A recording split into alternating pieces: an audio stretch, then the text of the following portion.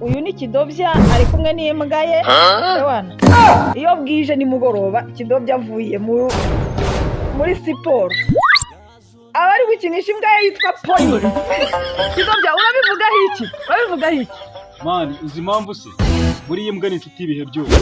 Imbwa ishobora kuguhemukira, ntiyagusiga ushonje, ntiyagusiga urwaye, noneho buri kintu gitangaje uzi yuko iyo upfuye ufite imbwa ijya kuryama ku gituro cyawe. Ibyo bintu ubwa mbere mbyumvise. Imbwa ni inshuti ibihe byose. Ariko aka kabwa biragaragara ko utakagaburira neza.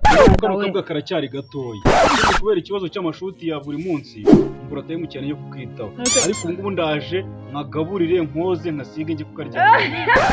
Ugasiga n'amavuta se? Yitwa ikimuri. Ewana uyu ni Kidobya n'imbwa ye kabisa. Gasikiri umuhungu we yagiye sinzi aho yagiye, bagiye gushaka ibiryo by'imbwa. Mwibuke gukora subscribe.